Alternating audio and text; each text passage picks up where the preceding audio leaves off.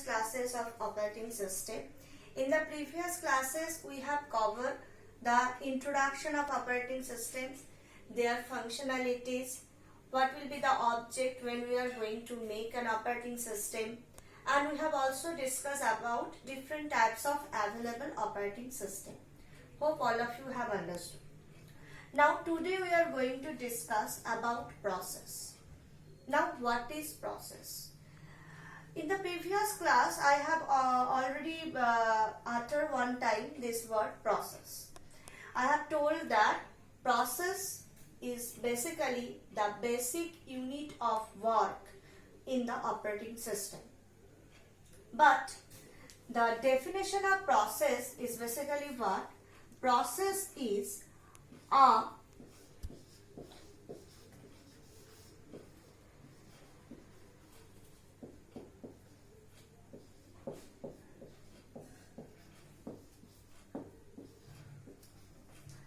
program in execution.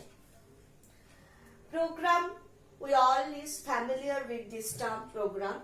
We have written program using different computer languages, C, C++, Java, etc., etc. But the thing is what?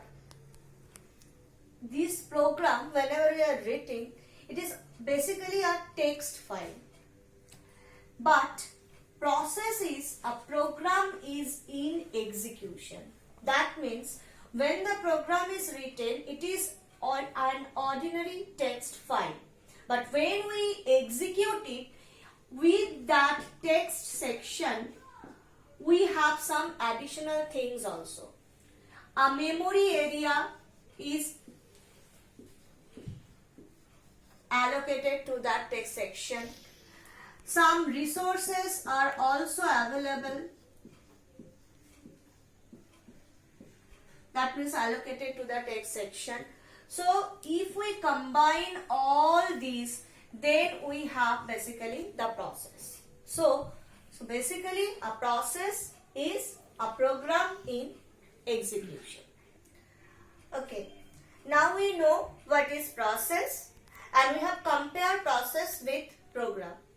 Now we are going to discuss about the life cycle of process. So we are going to discuss about process,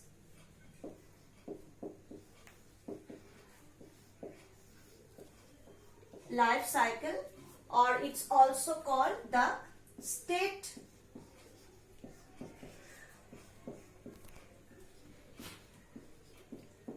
transition diagram. So in this diagram we are going to discuss about the various states of the process in their life cycle. Okay. So these are the various states of process in process life cycle. When a process is created, then it is in the new state. Now from the new state, it comes to the ready state when it is ready for execution.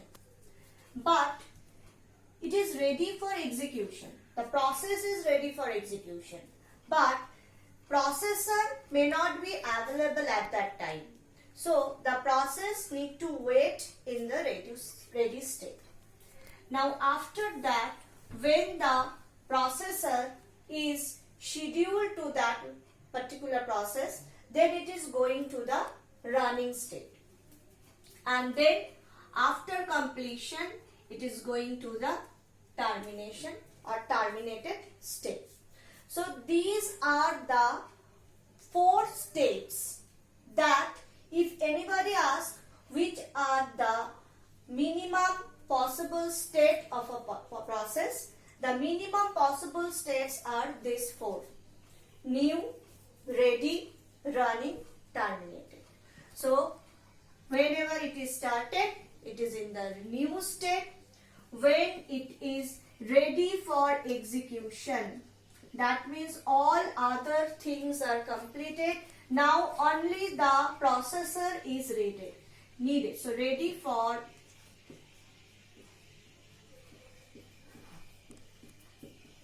execution. Now the process is waiting in the ready state. Now suppose the processor is available. So basically the process is scheduled. Then it is going to the running state. Now after running state, reach to the running state. Now when the process is completed,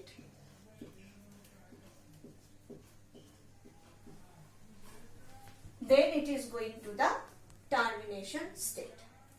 Now these are the minimum 4 state. Now you can see there is another state, that is waiting or blocked state. Now suppose the processor is already dispatched to the process and it is coming in the running state.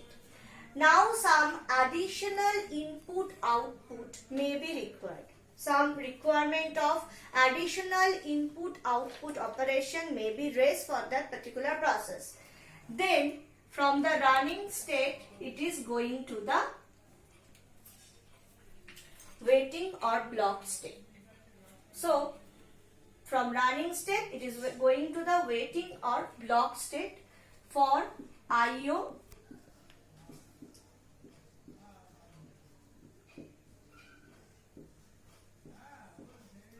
requirement. Now if you think of batch operating system, for the batch operating system the steps are like this: new, ready. Now a group batch of process is ready. Now a CPU is allocated to that and it is terminated.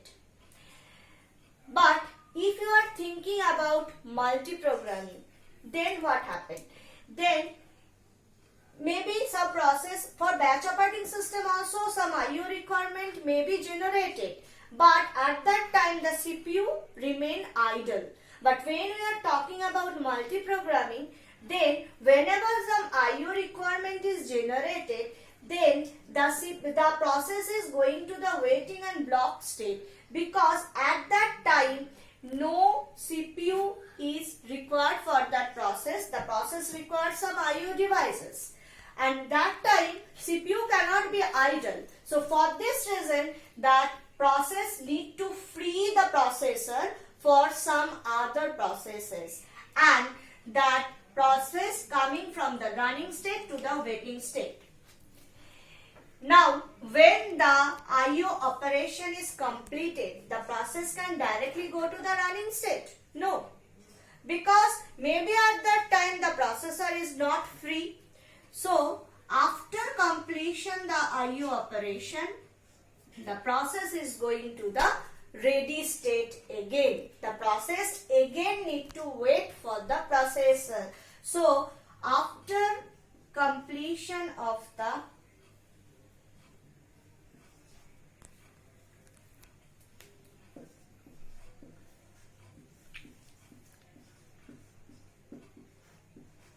IO operation, the process is again going to the ready state. Again it is waiting for the processor and again it is going to the running state. So these are the basic states.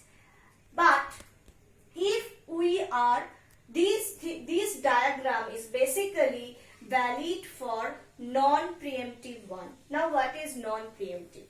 In the previous class we have discussed about multi-programming and multitasking processes.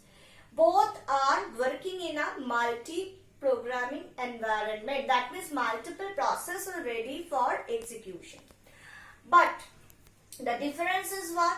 In this case you can see, whenever a process is willing to go to the IO from IO operation, then only the process is going to free the processor and it is going to the waiting or blocked state. But there is no chances for the operating system or for the system, they can deallocate it processor from that process. But for multitasking or from any preemption technique, we need to deallocate process whenever it is required. So for this type of case, there is another state which is called suspended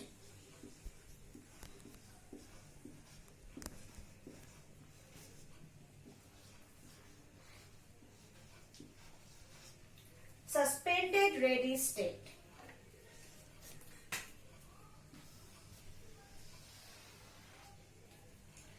Now, suppose if you think about multitasking, now before discussing the suspended ready state, there is another thing. Whenever we are discussing about multitasking, suppose the time slice elapse, then what happened?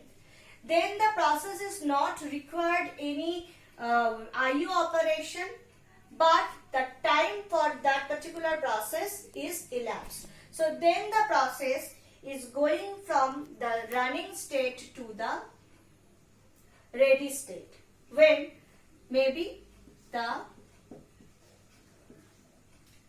time slot elapsed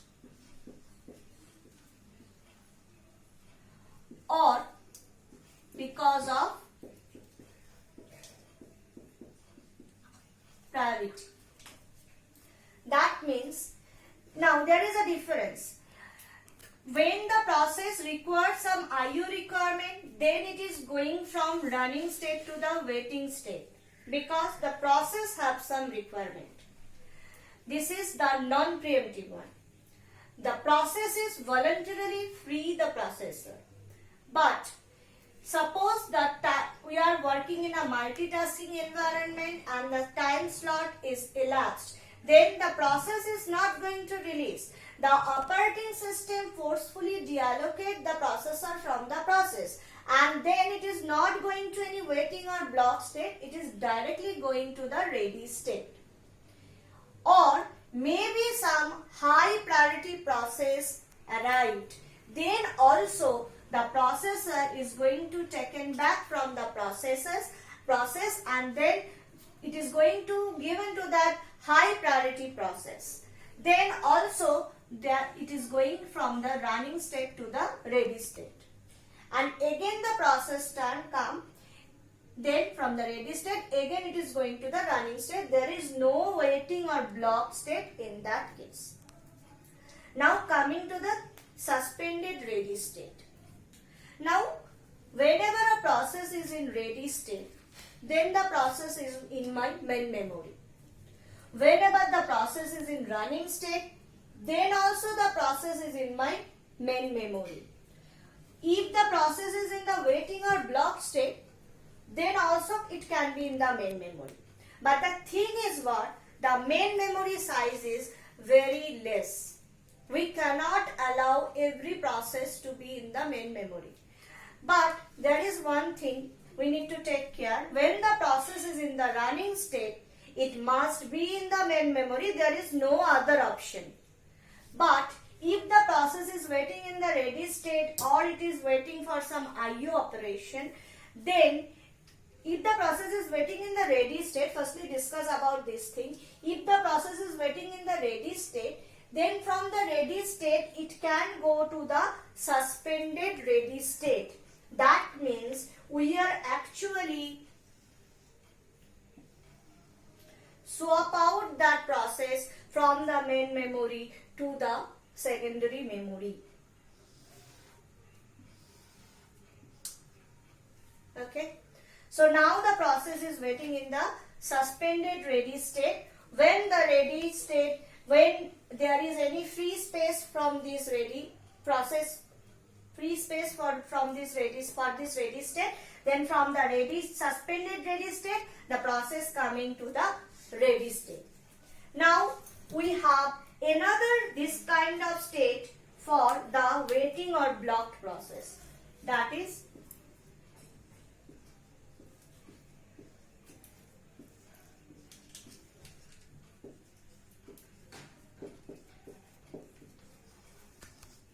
suspended waiting state.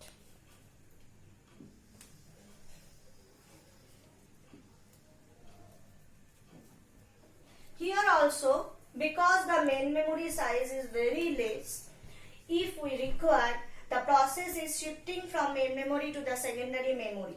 But suspended waiting state does not means that any IO operation cannot be performed in this state. It may be possible the IO operation can perform from this state also. And when any free space is there, then from the suspended waiting state it can come back to the waiting or block state and it go to the ready state also. So this is basically the all possible state of the process life cycle. I hope you have all understood this state. I'll just again recapitulate the total thing. When the process is arrived in the system, that is it is newborn, then it is in the new state. When it is ready for execution, then it is coming to the ready state. When the processor is available, that means the process have scheduled, then it is coming to the running state. Now, if it is working in the running state and some high priority process come, or if it is working in the multitasking environment, then some time slot allocated to that particular process have elapsed, then it is from the running state again it is coming to the ready state. Then suppose it is in the running state and some IO requirement is there, then it is coming to the waiting or block state. Now from the waiting or block state, it again can go after completion of the IO operation, it can again go to the ready state. And if the process completes its execution, then it is going to the termination state. And there is some additional state also can be there, suspended ready and suspended waiting. Because of the limited space of the main memory available, from the ready state a process can go to the suspended ready state, and from the waiting or block state the process can go to the suspended waiting state. In the suspended waiting state, all IO operation can be possible. So these are the state diagram of the process. Now I am saying that a process, when it is created, it is arrived in the system, then it is going to the ready state, then it is going to the running state. But where they are stored, there are several scheduler or waiting queues where they are going to wait. So firstly we are going to talk about the scheduler.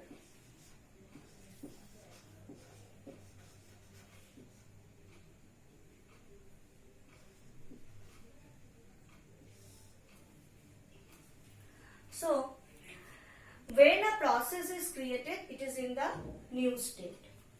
Now, from the new state, there is a scheduler which is called long-term scheduler.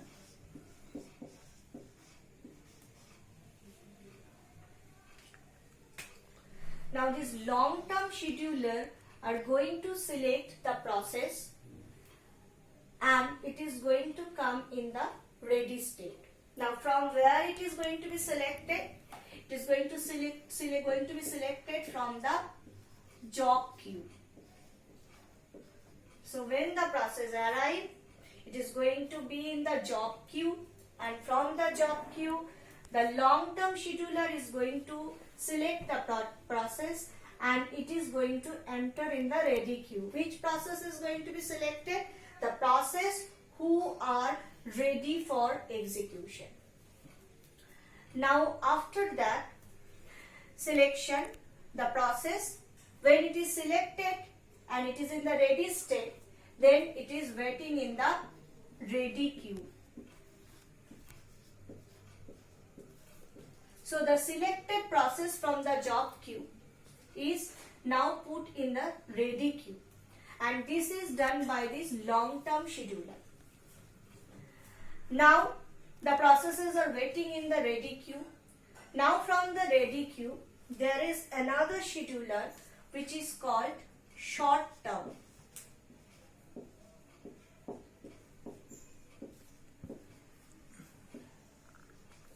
Now that short term scheduler is going to come here and they are going to select the process, and now the process is going to put in the processing, putting for processing, that means allocated to the processor.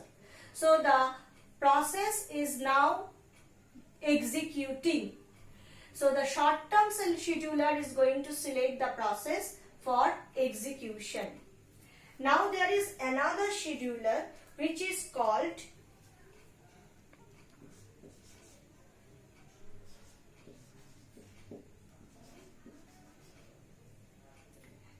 medium term.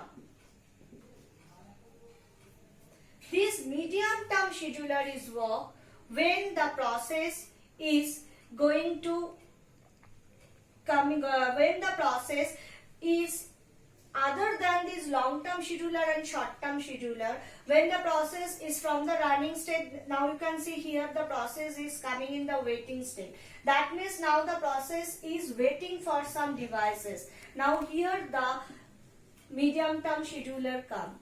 Now when the process is coming from the ready to the suspended ready state, then also the medium term scheduler can come.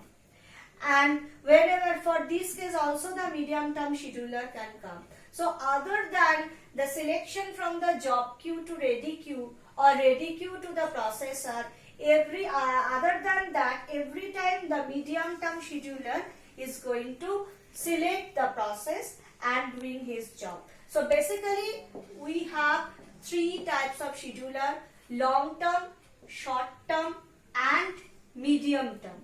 Okay. Now we are going to discuss about long-term scheduler. As the name implies, the long-term scheduler's selection process taking a long time. Why? Because maybe plenty of processes are arrived in the system for execution, and they are waiting for execution. Now from the job queue, the long-term scheduler is going to select that process and going to put that process in the ready queue. Now if the thing done so first, then what happened? At a time, in a very short time period, multiple processes are selected and going to be put in the ready queue, and they are waiting in the ready queue. So what happened? Obviously, there is a huge number of processes going to be waited in the ready queue. Now, ready queue is a thing that is located in the main memory, but it is not executing. So, if the ready queue is populated at a very high amount of process, with a very high amount of process, then obviously it is a overburden. So, for this reason, we are using a long-term scheduler here, which is going to take a long time period for selecting a process from the job queue to ready queue. So it is going to take a long time period, a large amount of time. So there is a balance. Many numbers of processes are not going to be populated in the ready queue. So for this reason, in this case, we are using a long-term scheduler. Now coming into this position, here we are using what? Short term. Because here the already ready process for execution are selecting for processing. Why? Because now the CPU is free, the CPU is waiting. But CPU cannot be idle. Every time our objective is maximize CPU utilization. So if we use here a long-term scheduler, then what happened? The scheduler take a large amount of time for selecting that particular process for the processor.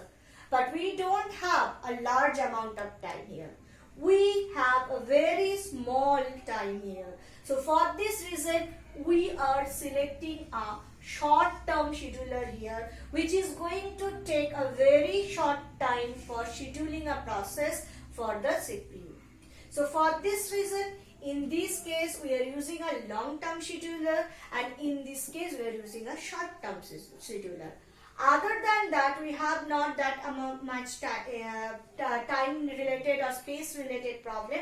So for this reason, because every time this is going to where the secondary storage. So the medium term scheduler will work for other queues. So these are the three types of scheduler. I am again going to discuss this scheduler with the help of a queuing diagram. In the previous discussion, I have discussed about job queue, ready queue, and here you can see there is another type of queue, IO or waiting queue. So the total thing is represented by a queuing diagram. So So firstly, when the process is newly born, then it is in the job queue. In the job queue, they are waiting. They are waiting for what? They are waiting for long-term scheduler.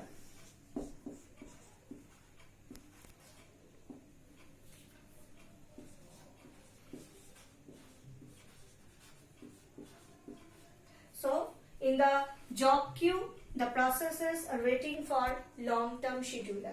The long-term scheduler is going to select from the job queue that I have already discussed. It is going to take a long time. For this reason, it is long-term scheduler.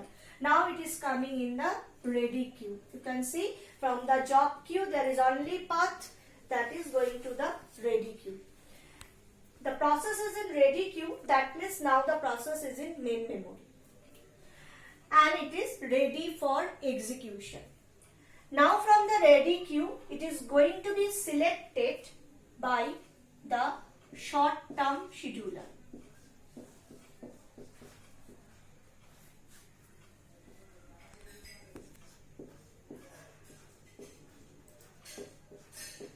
So here the long-term scheduler we are using, and here the short-term scheduler we are using. So the short-term scheduler is going to select a process and it is coming to the CPU. So you can see from the ready queue also there is only one path, that is to the CPU. Now from CPU you can see we have three paths. One path is for exit, that means the process is complete and it is going to exit from the system. Another path is from the CPU, it comes from again in the ready queue. That means due to some reason, maybe the time slot expiration or maybe some high priority process come, it is again going to come in the ready queue. Okay, there is no scheduler come in this case because it is done by the system automatically. Now from the CPU, again it going to the IO waiting queue. It is waiting for the IO waiting queue. So why? Because it's required some input output operation. And after performing that input output operation, you can see again it is coming from the ready queue. This is basically the queuing diagram.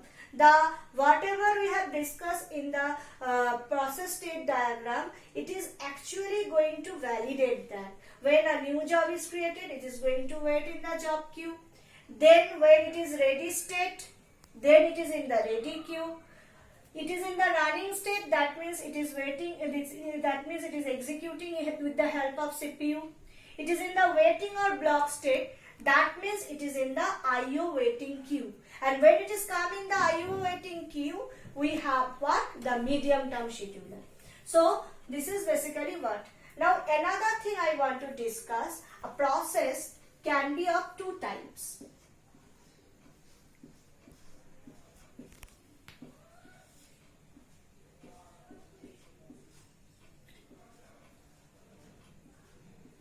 CPU bound and IO bound. That means there are some processes which require more execution rather than input output operation, and there are some other processes which require more input output operation rather than the CPU. So the process which require more execution, that is basically the CPU bound process. The process which required more input output operation, those are basically IO bound operation. Now when the long term scheduler is going to select a process from the job queue, if it select more IO bound process, then what happened? The process required more input output operation, so the switching from, so the process is already in the CPU and it is required some IO operation. So again it is going to switch from the running state to the ready state. From the CPU it is going to the IO waiting queue, and then again it is going to the ready state. So this is going to be done for that all process, and if the process is a IO bound process, it is going to be done for several times, because several times it's required input output operation. Now, so but if the process is the CPU bound, then what happened? Then the process don't require any IO waiting queue. Not going for IO waiting queue, because it's required a very less amount of IO operation. So there is a minimal chance of putting the process in the block state. So it is coming in the ready state, and from the ready state when it is going to the running state, because it's required more CPU operation, so it is completes its execution. But we have two types of process. So when the long-term scheduler is going to select the process, it have to take care that there is enough balances maintained in that selection procedure. It is not like that only the CPU bound process is selecting, then all the IO bound process are going to be left. And it is not again only that all the IO bound process is there, because then the CPU bound process is going to be left, and every process is going to switch from the running state to the waiting state, and again it is going to the ready queue. And in this way, because the process required more IO operation, more switching has been performed. So that is a burden.